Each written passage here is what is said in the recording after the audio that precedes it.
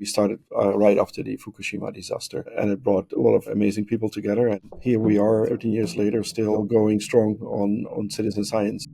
I'm Jane McConnell, and welcome to Imaginize World. Today, we need to focus on the future for new generations. What kind of world do we want them to live in, and how can we help them build it? Greetings. Today I'm with Pieter Franken, co-founder of Safecast. Safecast is considered by many to be the most successful citizen science project in the world. It was created in 2011, a few days after the Fukushima nuclear disaster. We're going to talk about citizen science, what it brings to the world, the challenges it faces. We're going to talk in particular about Safecast and how it operates, why it's successful, and how it can be an example for people who really want to make a difference in the world. Let's go. Hello, Pieter. It's really great to see you here. Jane, likewise, it's great to see you. We've communicated a bit, and this is the first time we've had, can we call this a face-to-face conversation? You can, right? Though quite remote. In a remote face-to-face conversation. Now, I'm based in the southwest of France, and I know you're in Japan. What part of Japan are you in? I'm in Tokyo, and I'm in a ward called Shibuya, which is more or less dead center Tokyo. I'm going to ask you a question I ask all of my guests, which sort of catches some people off guard. And that question is, if you had to describe yourself in one sentence, what would you say? For example, I'm supposed to, if I were to say, okay, yesterday I was talking to Pieter Franken, and he's how would you want me to finish the sentence? Right, he's a passionate builder. Wow, great. Done. A passionate builder. It's very concise and very, how would I say, enthusiastic. You know, I like building things. I like the process of creation.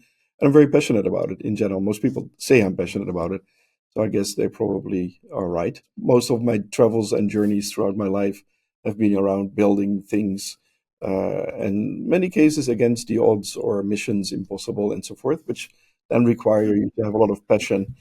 Because why are you doing this, right? So, well, you're doing this because you're on a mission, so to speak. You live permanently in Japan, I believe. Yes, I've been here for well over 30 years. I came here as a student for, kind of serendipity in life. I wasn't necessarily at that time set on going to Japan. It was kind of a random, thing. But as I came to Japan, I was very impressed with it as a young engineer. And from one came the other, and I ended up getting a job here. I was a researcher here. And then through that, I built my career in the financial industry here over the years. I understand you're a financial expert, and you work with a lot of different organizations in that capacity. And you are a co-founder and director of Safecast, which is actually the primary subject of our conversation today, citizen science. And I learned, Pieter, that Safecast is considered one of the most successful citizen science projects in the world. I saw that repeated in different places. Well, there's a lot of challenges in doing projects like that. And, people have been calling us that way, largely because I think we have had a lot of passion by doing it again. But also a lot of tenacity, and keeping something up like that isn't easy. And I think we have somewhat been able to sustain ourselves now for almost 14 years. In 2011, we started, and it definitely was a journey where we started, but we had no idea where it would end. But we knew we were going to do this. We knew where this was the right thing to do, and it brought a lot of amazing people together. And here we are, 13 years later, still going strong on citizen science and basically environmental measurement, as we call it now. But at that time, we started right after the Fukushima disaster here in Japan.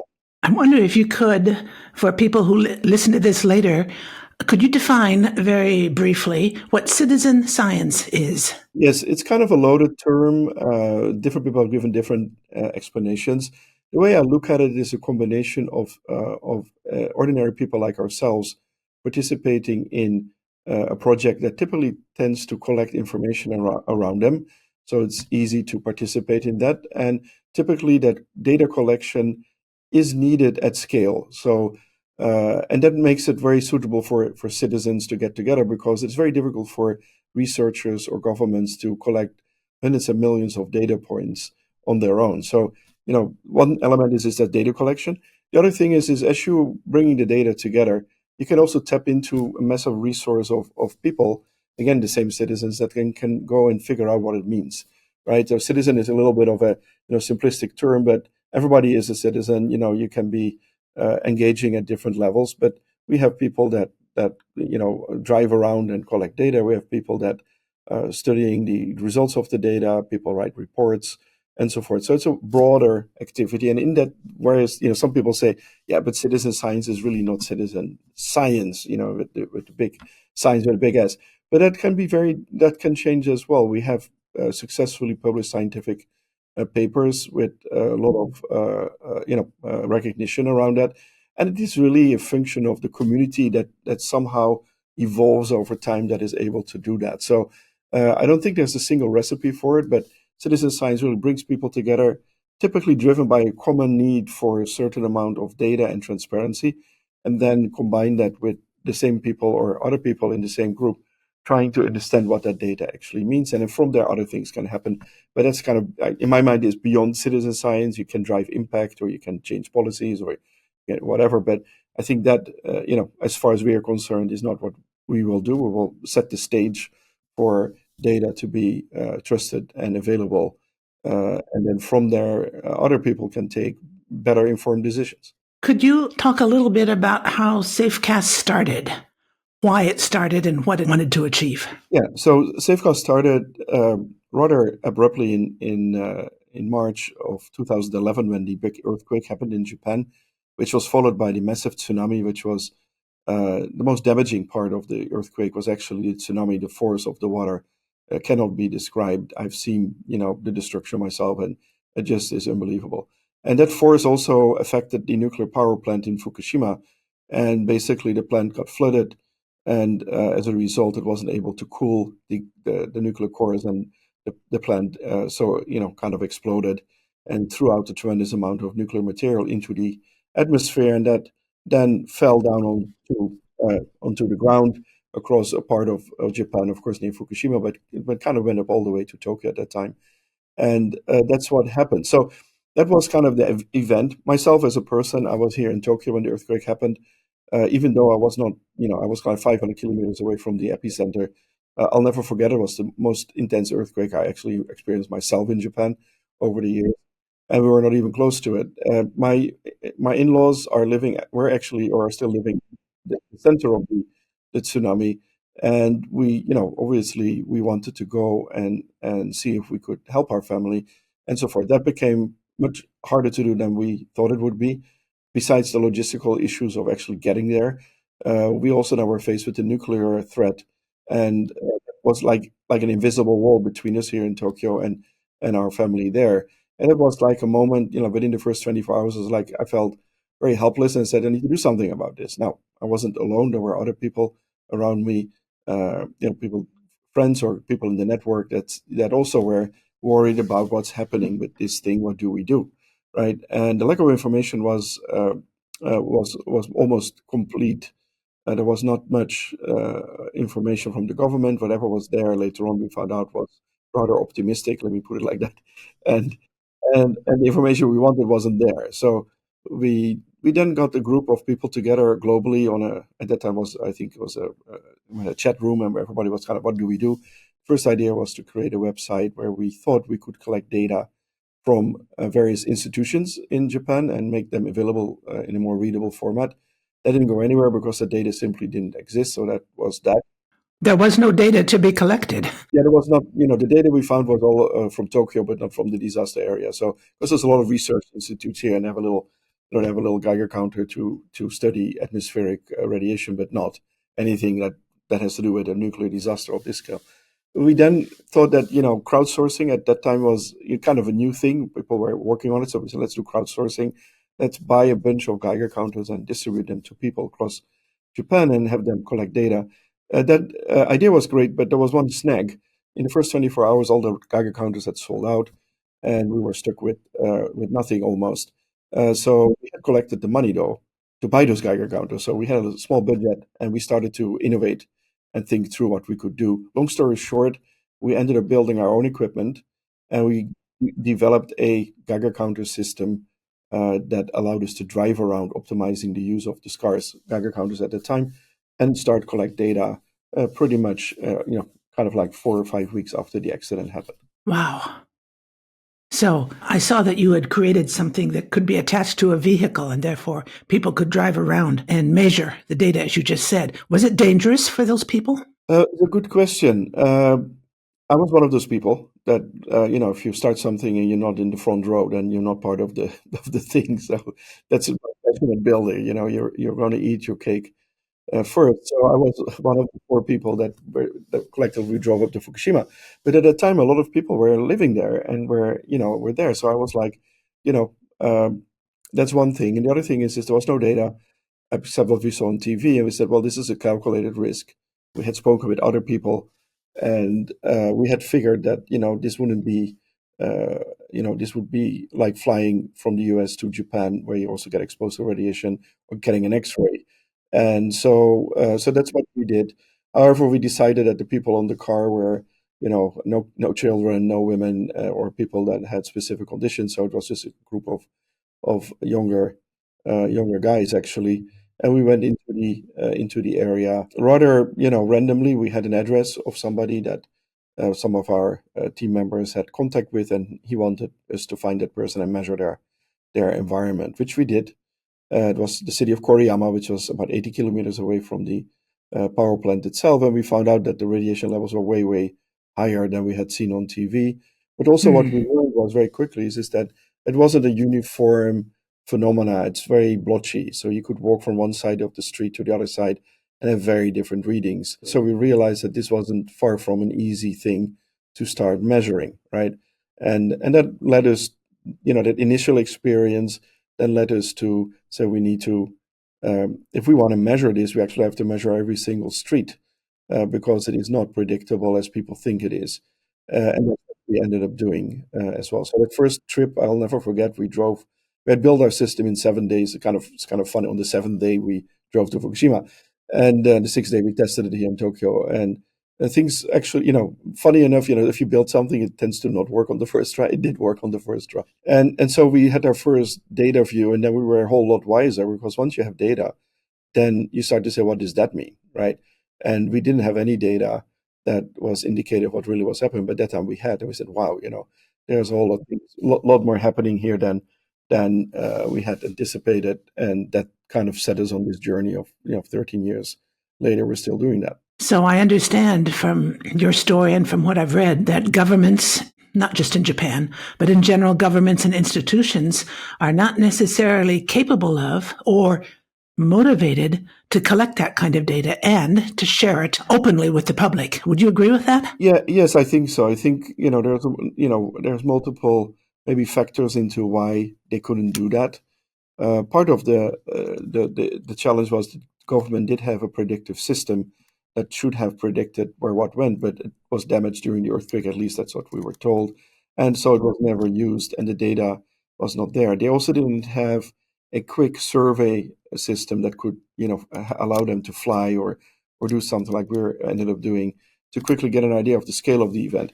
And I think there were scientists that were able to measure, let's say, one location really well. But if we have measured hundreds of million locations, they were not designed for that. So, and they were, I would say, a very academic approach to this. And I think the other thing is this has to do with um, nobody thought it would ever happen, right? People were so confident that there's the safety and the quality and everything they had built would never cause this to happen. And I think that also, once you have that, then your guards go down. Because if you say, well, we should be able to measure this at scale, then people say, yeah, but it will not happen. Why do we need it then? Right? And you saw that kind of reasoning has been used in the past, not only in Japan, but with things like, where if I'm from Holland, so we have the dikes. How high do you build the dike? Is a function of how high the water goes, but also a function of how much money and land you have to build a dike, right? And in Japan, the same thing with there's actually a dike around the nuclear power plant that is like very tall, made of concrete that protects the plant from flooding. But once it is compromised, then all bets are off, right?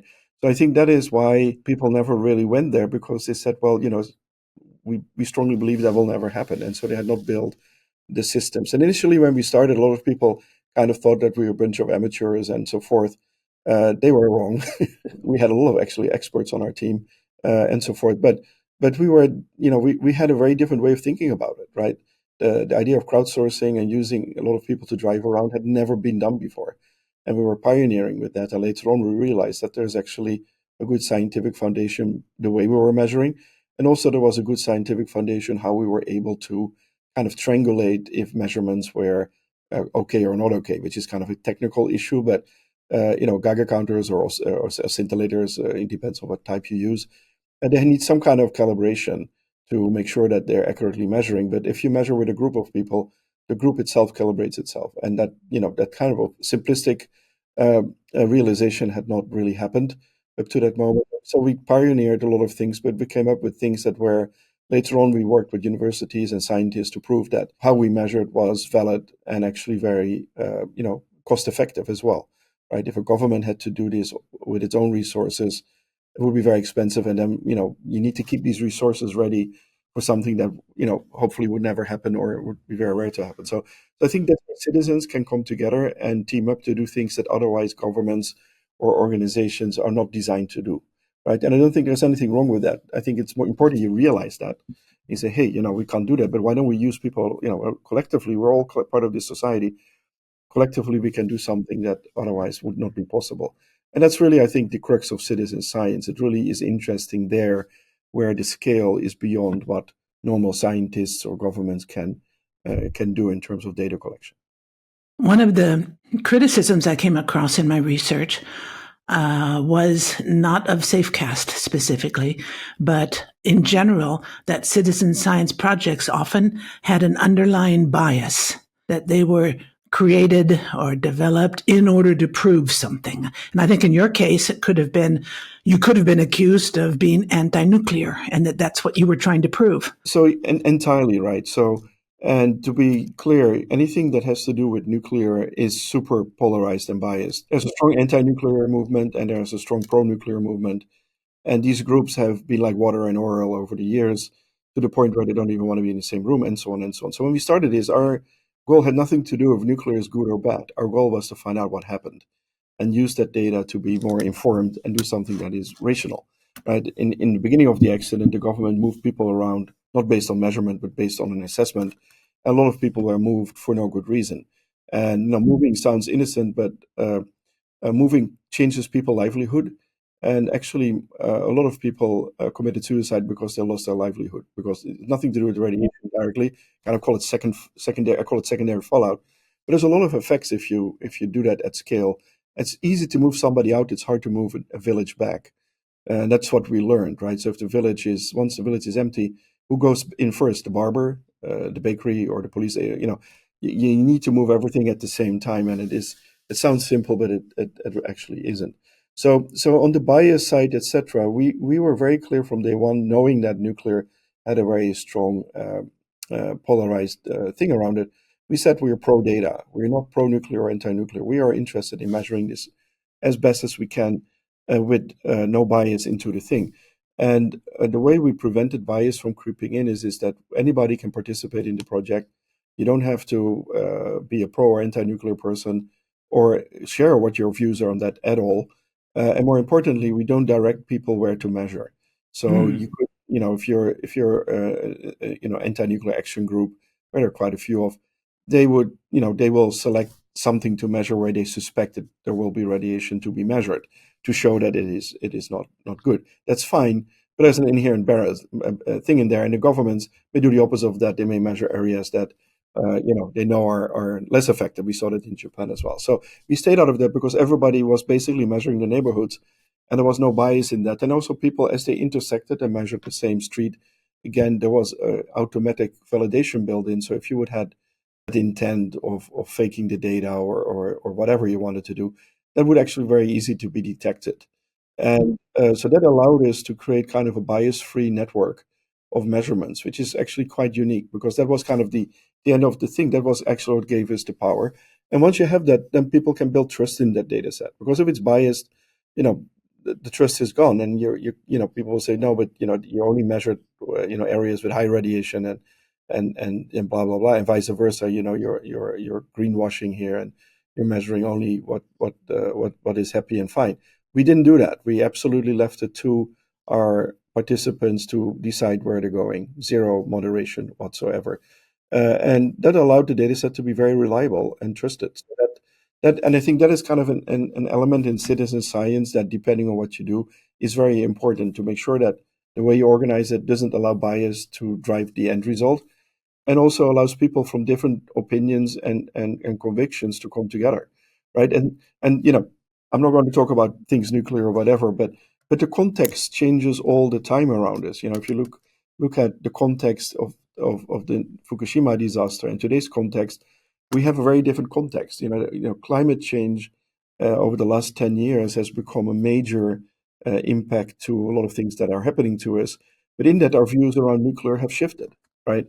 And where more people think nuclear, among all things, is maybe not the worst thing right now for us to get the climate under control and so forth. So what I learned is that you can't you can't change the context happens as it evolves, but how do you build something that sustains itself even though the opinions and ideas change? And that's really, if you have that, then I think you're onto something, because it is valuable for many years. That is independent from where the public opinion is going, and it will always be somewhere. But at the end of the day, and that's my belief, my passionate belief, is as a society, we need to build our fabric around data that is actually correct. And so then, based on that, we can do the right thing, in other words. And unfortunately, so when we started this, there were two things that were part of our context. One was, I mentioned climate change, which has Mm-hmm. a lot of bias. And the other one was fake data, fake news, right? Which is something that now we see, we're talking about those things as well. How do we unbias events that are happening, right? If you go to BBC, then I'll show you, 20 different pictures of a rocket hitting a market to figure out where the thing came from, right? And that allows you to build a fair validation of whatever either side is claiming that what happened, right? And that's super interesting. If we go back when we started, we had, we were doing, we started with that. How do we check for ourselves that we're doing something that can be validated? And so that validation is something we see now more and more challenges to data that we don't know if it is real or not, right? And so that, I think, is something which Safecast we want to keep on focusing on, and also inspire other people. Our focus is around environmental data. Besides radiation, we also measure quality, but you can apply some of these principles to a lot of other things. And I meet a lot of people, and I try to inspire people to use some of these principles to build trust around things that currently are not very trusted. Safecast is a model that people can use as a way of making a difference.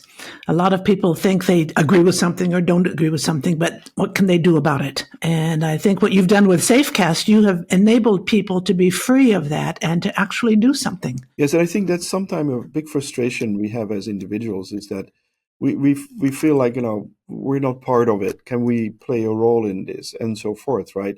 And that's, of course, part of democracy is you can vote, and all these things are there. You can participate in those things. But yeah, I think for people like ourselves, etc., at some point in time, what can you do, right? And that answer will be different for each individual.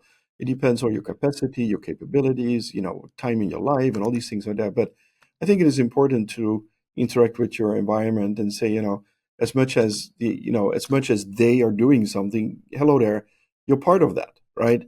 And you can make a difference, and you can drive change, and all these things are there. It does require, some things, but with the internet today, we're meeting here. We have never met before, but it looks like we're, having we're almost next to each other, right? We're actually next to each other. But with the internet, what we did is we, you can bring a lot of things together these days that otherwise were very hard to do. So that's great. Now, when you bring things together, to make sure that it doesn't fall apart. So you look for ways to to focus and do things within a certain space, right? And not fall for, as you were saying, right? Not fall for the trap to bias the thing, unless that is your agenda. That's fine too. But if you want to build something that is trusted, etc., you have to make sure bias doesn't trickle in. And so in our organization or our volunteers, there are people with different opinions about the climate, the air pollution, the nuclear power, energy, and so forth. But all have agreed that the foundation of discussion is data that we can rely on. So that is, I think, the essence. How is Safecast organized from an organizational structure viewpoint? And follow up to that question is, how are decisions made? Right. So that's a very good question. And the thing is, it kind of has been um, very much a volunteer-driven organization where people are coming in and out and contribute. In that, people can take more leadership and say, "I'm going to build this piece. Or I'm going to work on this piece." We do have kind of a little bit of a we are an organization where we have we are incorporated as a nonprofit and so forth. So we do have a little bit of structure there because when people donate money to us, etc., we need to properly manage that. But we're largely volunteer driven, where we don't have staff that are full-time paid. People come together. Currently we use something like Slack, where everybody gets together, and decisions tend to be taken in a rather kind of collaborative fashion around things. And we encourage people to come in. There is no how do you say, you can't do this or you can't do that. Of course, it has to stay within a certain scope. What is the scope we're working on? If you want to do something completely different, that's great. But Safecast is not the place to do it. And also, we have a few guiding principles that we set at the beginning, specifically around bias and being the way we work together to make sure that we don't get into discussions that are not in the best interest of what we want to do, right? But beyond that, it is pretty decentralized, I would say, in its nature. All of the people that contribute data to Safecast are completely autonomous, right? As I said, we don't tell them what to do. Many of them we don't know. They get a device and start measuring, contributing, and so that is fully decentralized, and that's super exciting because it runs on its own, and it's kind of it propagates, and that is very good because there's no need for us to go and push people to do something. They pull in, so to speak, and they start contributing spontaneously, and so that has been super interesting to see. A lot of initially it was like, how do we get people to to volunteer, and it was kind of like a snowball effect, Hmm. people to come in. But it is also kind of an informal organization. I call overall what we do is I call it decentralized data and citizen science. It kind of describes things better. But we basically build decentralized data that can be verified and trusted. And in order to do that, you need a structure, but you don't need to have a lot of hierarchical things around it to actually let it happen. You need guiding principles. There's things around it. We have a small core team where we make sure that things stay within a certain operating range. But other than that, we're not very traditionally organized, so to speak. Interesting model. I think that some traditional organizations are moving towards greater decentralization, which is a whole topic on its own. I've worked with a lot of organizations, primarily large ones, and I see what happens with some of these efforts to decentralize. It's not an obvious thing. Now, your case is different because you began with a group of highly motivated individuals. Yes, and exactly, and I think that does have an impact. And that's, I think, also kind of what's the challenge of when you do things is to see what's around you. What are the building blocks? What are the resources? What is the context? And leverage that to your advantage, right?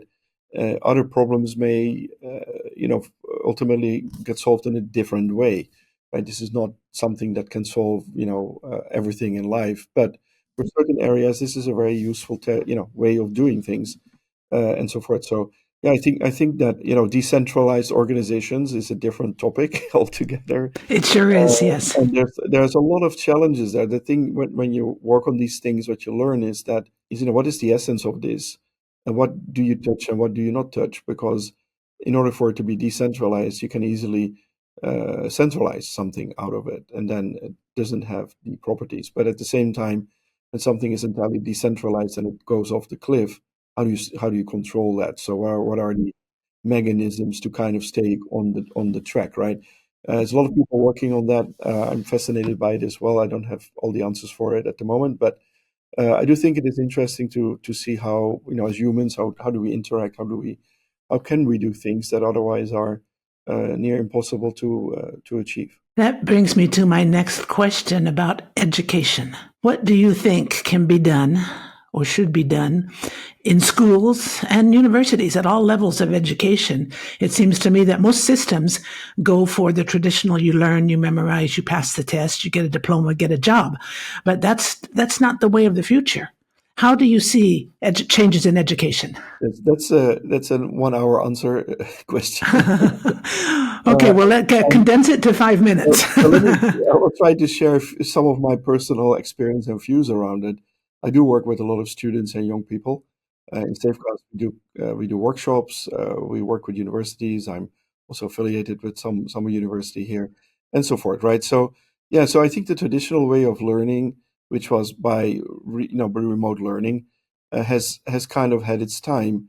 But there are elements to which I think people just need to have gone through, and if not, it's just the suffering of learning. It kind of sounds funny, but there is some value in having to struggle through something that is difficult to understand and then mastering it. So I think there's a value there. And I'm not, saying that we should just, jettison everything and go for an experience only based model. But I think the hybrid is, I think, where I think is where the opportunities are. A lot of things that people learn at school have limited use. It may sound funny, but mathematics. There's almost no, there's a lot of applied mathematics. You can do things with it, but if you learn mathematics, there's not a lot of jobs. You can become a mathematics teacher and things, but otherwise, it's a kind of an applied thing. And how many people are using that? At the end of the day, almost nobody, right? If you look at it, right? So how many people today solved an equation in their work? Almost nobody, right? So, so I'm not saying it's not important. Let me be clear. But what I'm trying to say is that there's a lot of time is spent on having our kids learn things that, at the end of the day, uh, are not going to play an important thing in their life, right?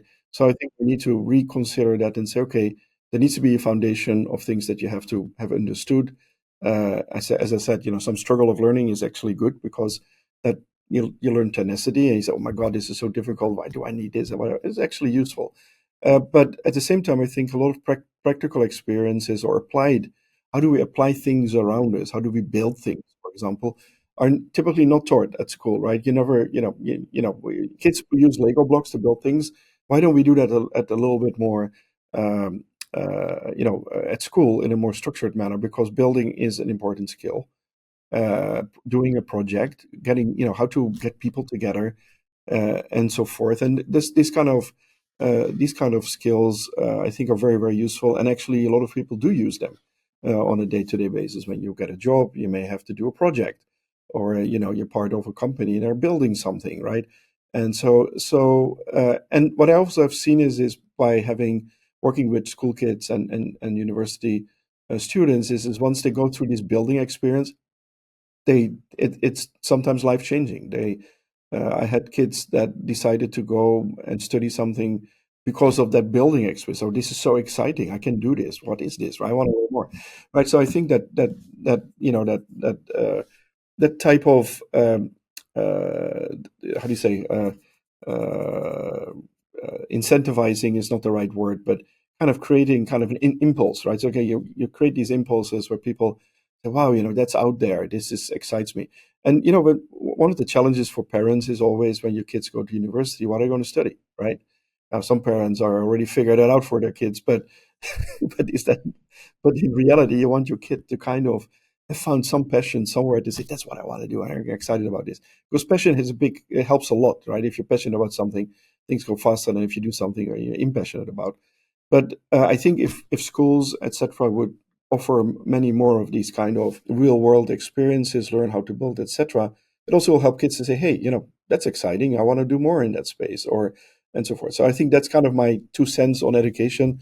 I know this is a very complex topic. There's a lot of opinions on it. We did focus on education a lot because there's a lot of things that people can learn from the project, but also can be inspired with, right? And we worked with primary school kids, teaching them how to build some really simple thing, but also learn a little bit about science and so forth, and kind of making it something that has so kind of fits into into a more realistic kind of environment rather than kind of an abstract kind of space where we learn about gravity and solving formulas and things. But a lot of people say, well, what is it good for? Of course, it's good for something, but you'll realize that way later in life, and that kind of motivation is lost there. So I think applied science and STEAM or doing things where you do, and it doesn't have to be science alone. A lot of people always talk about science, but there's a lot of other things. It could be music, it could be solving social problems or whatever it is. But get your hands dirty. I think is really important for students to kind of test their own kind of passion and interest. You're coming back to your answer to my first question of being a passionate builder. Yeah, people ask me this question about what should I do, when I go to university. It says, figure out what your passion is. It's very useful and helpful. And I think that there is a dilemma with it as well. I want to warn is like, if it were so easy, Peter, the challenge is that, in my own life, I only found out more about myself as I was progressing. I always liked building things and so forth, but it took a lot of time to say, yeah, but that's actually really what I like. I'm a builder. I'm not, that's my thing, right? So and so it's really difficult if you're young to figure out what it is. But I do think that if you give kids unique experiences, they can explore that space for themselves a whole lot better. And there's a lot of lost opportunities, I think, if you really don't know what you want to study and you just pick something. Yeah, it's kind of a waste, right? So sometimes, you can argue randomly doing things is also good. That also happens, serendipity is there, but in general, I think schools can do things, to stimulate that kind of exploratory, new kind of experience where things you have learned in the classroom can be, can now be put into context. Is there any particular moment in your long career up to now that's one of your favorite moments, a moment where you felt really happy or really proud or had an emotional reaction, a strong emotional reaction? It's very difficult because I don't never thought about it. And I think there's multiple moments. I think the moment of having built something, you build it, it's there. That's great, right? So because typically, there's a lot of reasons why it won't happen. It's challenging. There's challenges all the way, and mastering the challenges, making it happen, working with people because you can't do anything on your own, uh, and so forth. And then, for example, I worked a lot in technology. When a system goes live, or a service goes live, or in case of Safecast, we're achieving a certain level of measurements or some milestone. It's great because that it mattered. You know that you were able to do something and create something that is being valued, right? And I think those are great moments in life when those happen. So across my career, I built many things, but that kind of adrenaline, it goes live, it's running, and then customers come and they start using it, and then it starts growing. It's great to see that, no doubt about it.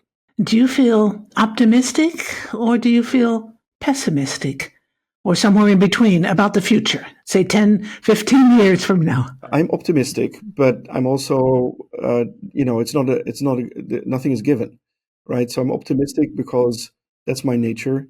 I do think there's a lot of challenges always ahead of us. I think specifically now with climate change, I think it's a huge challenge to mankind.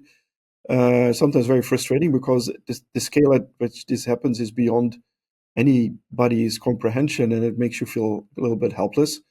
But I'm optimistic because I think humans are amazing animals, so to speak. We have amazing capabilities to do things together. We're social animals, in my mind, and that is our strength. So if we're faced with challenges, we will find a way to get over it. Unfortunately, there's all kind. Life is full of challenges, different opinions, different this and that, and whatever. But I think our ability to solve problems and go after it, and ultimately, put humanity on top of our agenda. I think that drives my optimism. My pessimism is driven by a lot of what I see as sad events where people are putting themselves in front of anything, right, or their tribe in front of anything. I think that's worrisome, and those things do worry me a lot. And I think I hope that human mankind can be a little bit more wiser in that sense. Having said that, that's the challenge. So that I'm not a yeah, but I think in general I'm optimistic. I'm also a technologist. I think technology can do a lot of can solve a lot of challenges. It can also create a lot of mess. But I think with the number of people we have on the planet and all these things happening, it will be impossible to keep the thing floating without using a lot of technology to make to basically give everybody a meaningful existence here, which is far from the case, as we all know, right? So there's a lot of things to do, but I always say a lot of challenges, a lot of opportunity, and that requires passionate builders. So that's the way I look at it. Do you have any final thing that you'd like to say, Pieter? Any sort of final idea, message, thought that you would like to share? Yeah, to this conversation, I think what I learned with Safecast and other things I've done in my life is that uh, you can do way more than you think as an individual, and you can change things. uh, uh, Actually, you can have an impact. You can do something, and I think that may not be everybody's destiny. I do think it has there's a lot of challenges in it, but it should encourage everybody to say I can do something in my community or in my very at my work or whatever, but I can drive something, and keep an optimistic, passionate view of life. I think is highly recommended. Where there is a lot of challenge, there's also a lot of opportunity to do things. I work with a lot of people that don't have a lot, and but I'm always amazed with the passion and the energy people have, irrespective of the situation they're in. I think that encourages me to just do more, and see what can I do, right? And as I said, for everybody individually, that's something I think it's something different. But do ask that question to yourself, once in a while. What can I do beyond what I'm doing right now? Is there something I can I can do, right? And then from there, maybe you find your passion, and I think that's the ultimate goal. So. It's been great talking with you, Pieter. Thank you so much for your time and for all the ideas and thoughts that you shared with us. And Jane, thank you for having me.